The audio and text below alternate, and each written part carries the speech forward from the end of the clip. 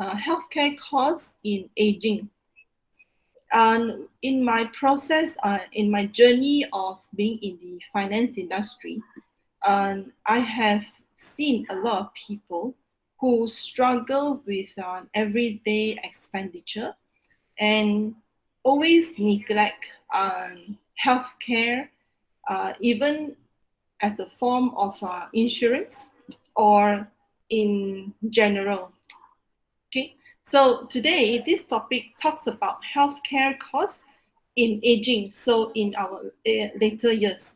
But in trying to put this piece together, I have found some information that I thought was very interesting because it will enlighten us to know why it is very, very important for us to be aware and take steps to keep us healthy today and not only think about in our old age. Okay. My slides is going to take roughly about 8 to 9 minutes, and I welcome any questions after.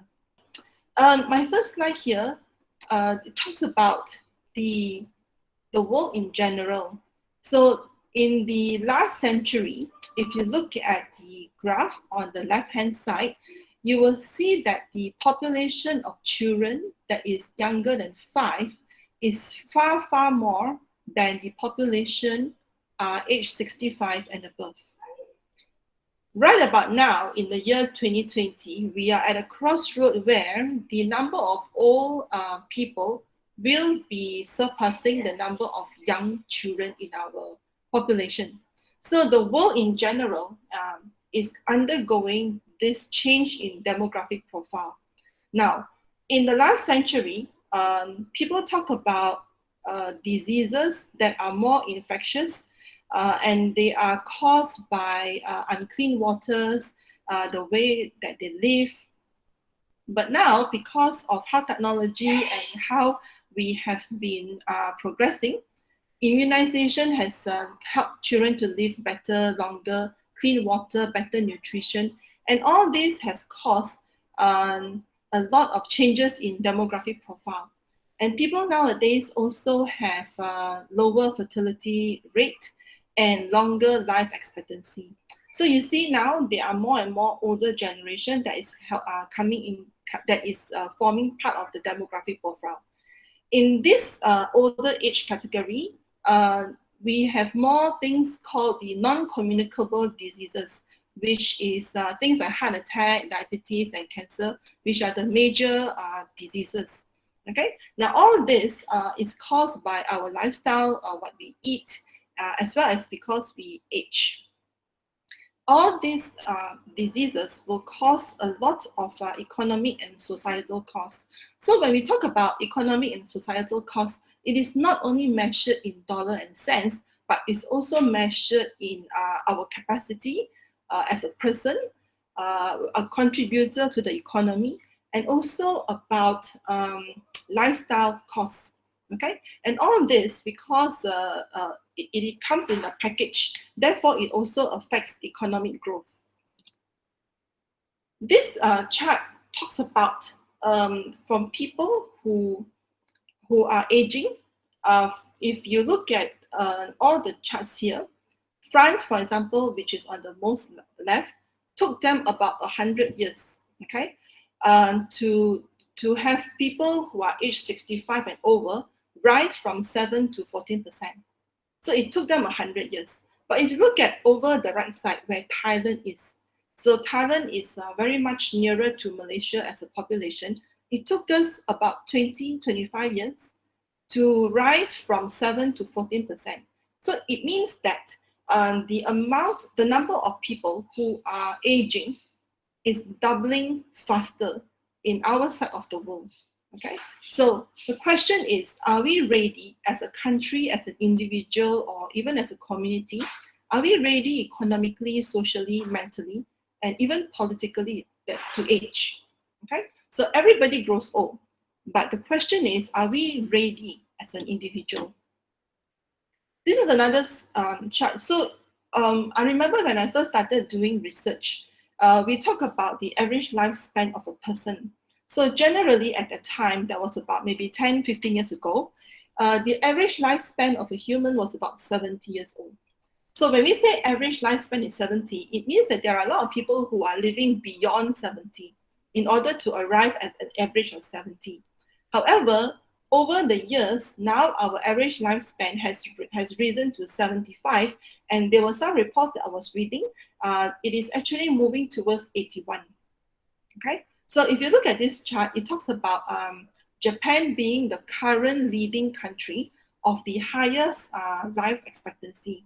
So if you imagine whatever age that you are currently, so I'm 46 years old, all right? So if I imagine if my average lifespan is 75 or 76, I still have 30 more years to go. But the next 30 years, am I going to be economically contributing to the country, to my family, to the community? Or am I going to be, a burden to society? So that is a question. So whenever we talk about average lifespan, we have to look at ourselves and measuring into the next 30, 40 years. Okay. So when you talk about that, you look at how we have chronic diseases that is happening. So chronic diseases generally are things that are slowly happening to us. Like what Kavita shared just now, when we talk about the food that we take, it is slowly poisoning us. And when it slowly poisons us, it also means that our condition is chronic. It comes slowly but surely, right? So this chart shows you in the span of, about 22 years. So it used to be that non-communicable diseases like heart attack, high blood pressure, cancer, those were diseases that affected the high-income society because of the diet they eat, the lifestyle, the nutrition. But this chart tells us that more and more, even these diseases are affecting the lower-income countries. Okay, so and in a span of 22 years, it is projected that by the year 2030, about 2/3 of the lower income countries will be subjected to these diseases. So as we age, okay, we have two big problems. We have a tendency for communicable diseases. So like currently we are in this pandemic, which forces the older folks to be more careful. So we will be hit by communicable diseases, which is caused by parasites, viruses, bacteria, and also non-communicable diseases. So these are all part of what we are likely to suffer, and we have to be very aware today what can we do in order to prepare for our old age. Okay, so this research that was done here shows the prevalence of chronic diseases in these major developed countries and continents. There isn't a lot of studies done in this side of our world where the emerging markets are. But if you putting the findings of the countries, it is just to let us know, okay, that non-communicable diseases where we see heart disease, hypertension, diabetes, and cancer, it is a very real threat to our livelihood. And if you look on the right side, where it talks about more than one mobility impairment, that number is even more, to me, it was more frightening. So when we talk about mobility impairment, basically, if any of us here have joint pains, for example, I have knee pains, that to me is a mobility impairment. Now, the chances of me having more than one will be higher as I grow older.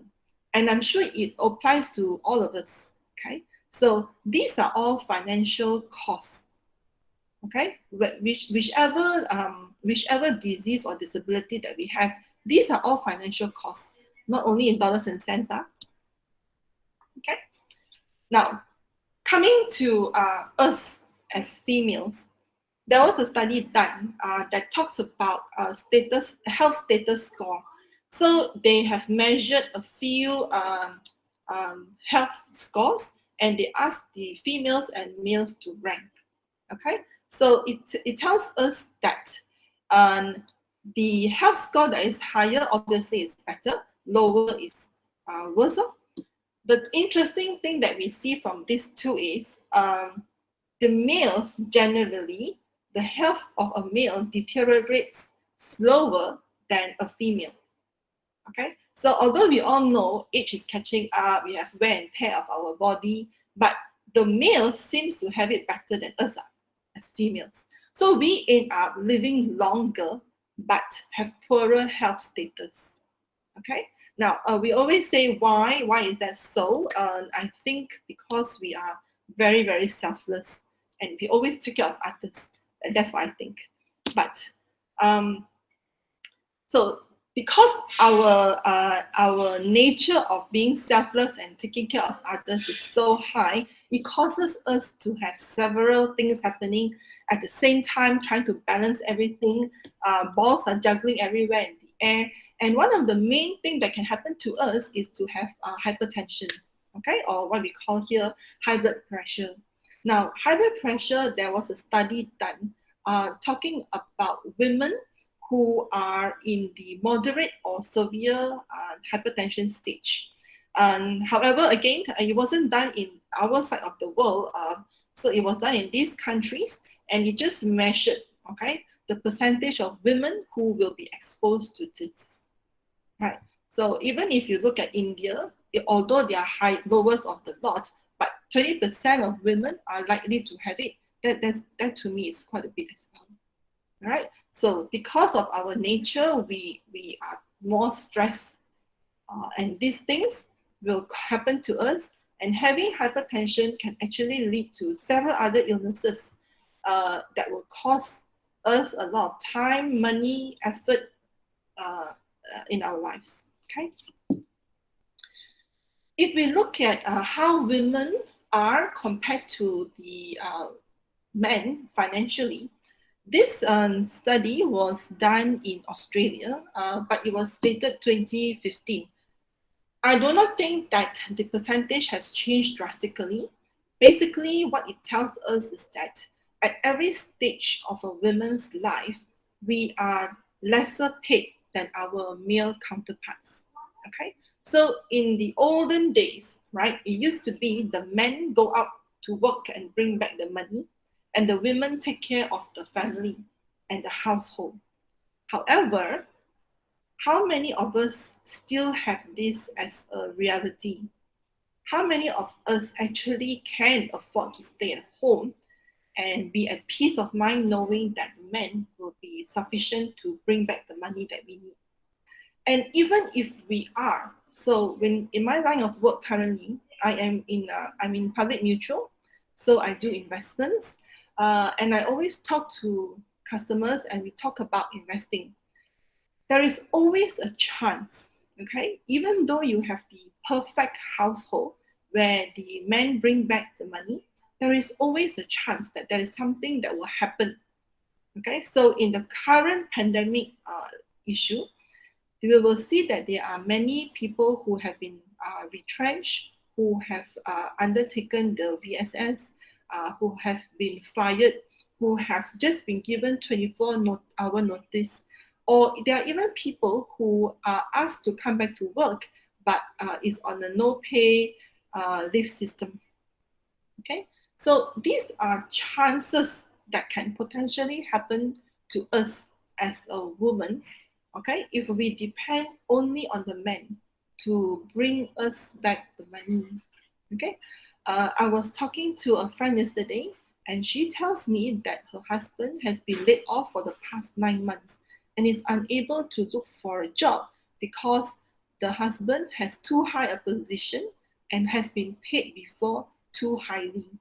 So now we are in this situation.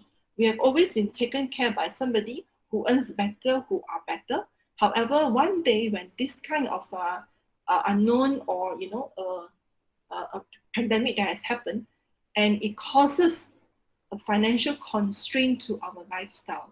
So what will happen to us? So as women, we always have to be prepared.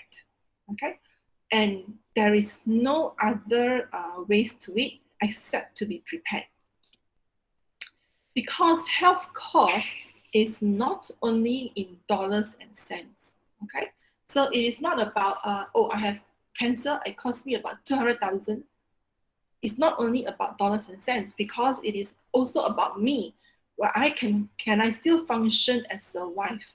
Can I still function as a mother? Can I still function as a daughter? Because that is my position in my family. So when we talk about health costs, it is also including our family functionality. What about long-term care? Sometimes we are hit with a health issue that it can immobilize us and is for a long term or an unknown term. Then what happens to us? It is also causing economic burden. So economic burden is also not only measured in dollars and cents, because it can also mean we are giving burden to another of our family or community, mental burden, emotional burden. So these are all health costs. And more importantly, when we are having health problems, it is also impacting our self-worth as a person. Okay, so whenever we talk about health costs, I know it is always tied to a dollar and cent, but we must also put all this into perspective. Okay, and if we put it into dollars and cents, women's healthcare cost is also generally higher than a man. Okay, because now we have multiple childbirth, so the cost of the maternity cost, when you go to the hospital, the hospitalization cost, and sometimes we are unable to have natural birth, we have cesarean, so those are all costs. Then we have the confinement costs. Okay, so all of these are entails higher cost to a woman compared to the men.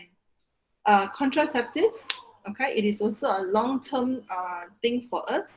Preventive care, going to the gynae is a very costly affair.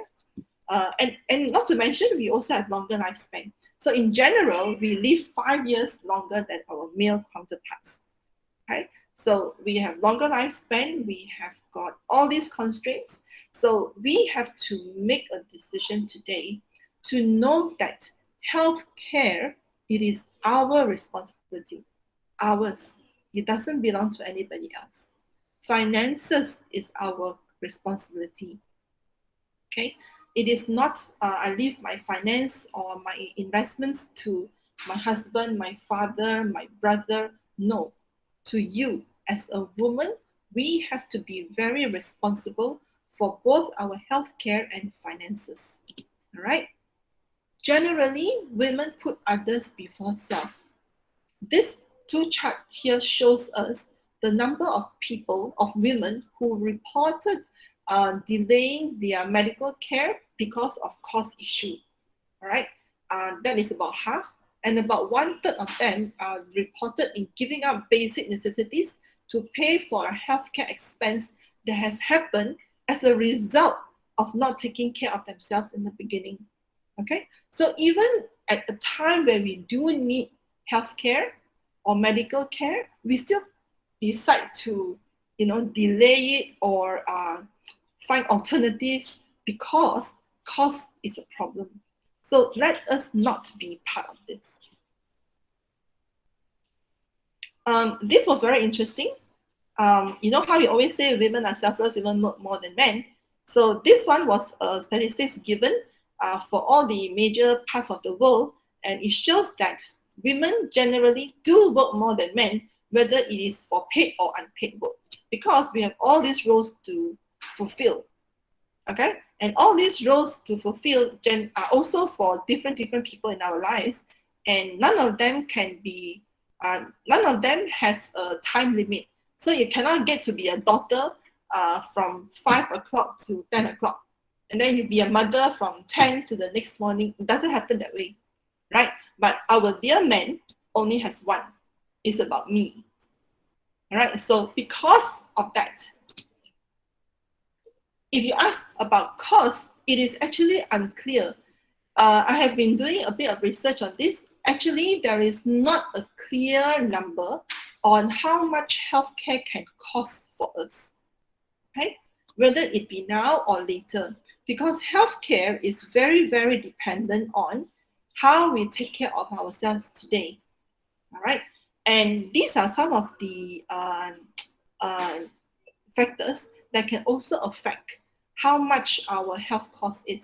Income levels is one. Okay, because income levels is also about whether we are able to pay for our insurance, or if we have investment to put in line. It is also about lifestyle. Okay, because if we have income levels that can give us the lifestyle that we want, but not particularly healthy, that is also not a good thing. So health cost is affected by income levels, by your priority. Okay, and in this case, investments are a key thing, because it is not about how much you earn, it is about how much you can save and invest for our later years. Where you live is also a factor, because where you live today, and then you think about when you're older, where can you afford to live, right? I have heard about old ladies who refuse to stay with their children, who are unable to be on their own, so they have a lot of money and they go and live on a cruise. Okay, have you heard of that story? So this lady goes and live on a cruise where she has a medical doctor, she has food whatever she wants. The buffet of food can be, can be from salad to something that's unhealthy. So she has a choice. She has got medical officers around. She can go and join the exercises. She can do everything. Okay, but the question is, can we all afford to do that? Lifestyle. Kavita was talking about carbohydrates, sweets, sugars. Chips are also a favorite of mine. But again, it's a choice. Do we want to eat the chips and the sugars now, or do we want health and peace later? So that is also part of our health costs. When you seek medical needs, do we want to go to a public hospital, to a private hospital? Sometimes even public hospitals do not give you all the medication for free. There are certain medication that the hospital cannot cover and you're required to buy on your own. So for this, insurance will play a very key role. Okay, who looks after you is also a function of health costs. Most of us say our children, our spouse, actually they do not count, right? So when we plan in our mind for health care, we should not depend on children and our spouse to be the one who are looking after us.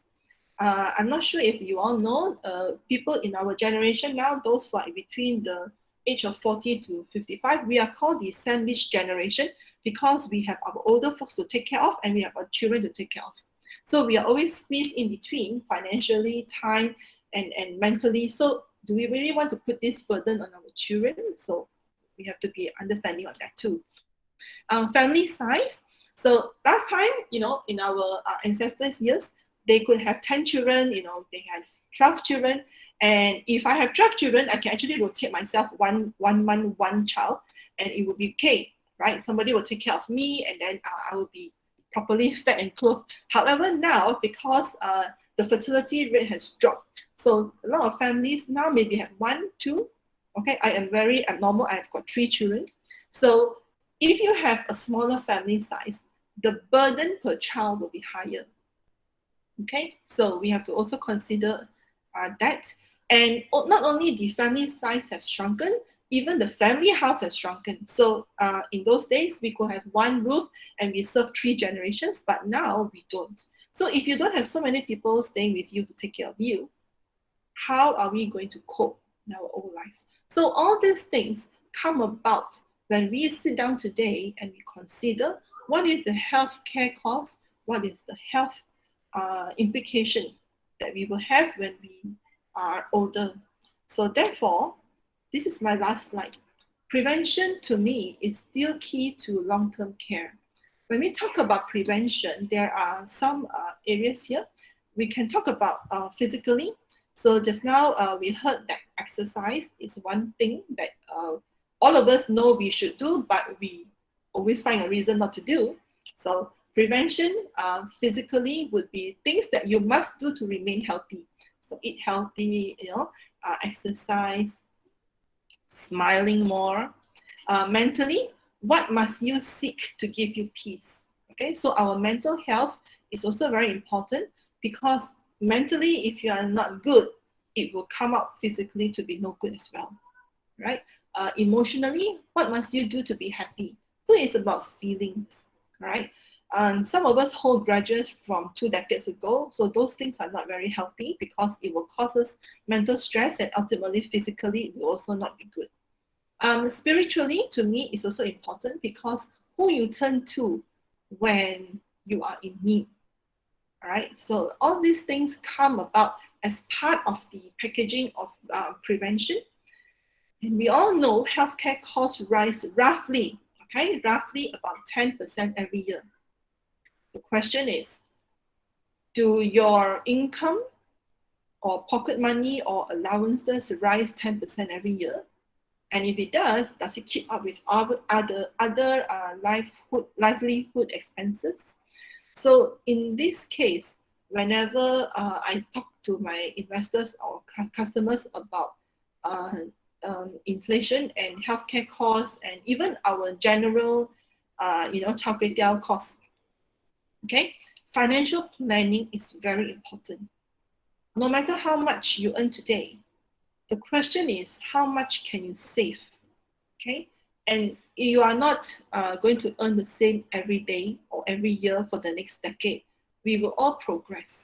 So slowly but surely, the idea is to start, okay? To put in financial planning and to do financial management to ensure that we are prepared. So no matter what the cost is at the time, even if you do not have enough, but having something is always better than nothing.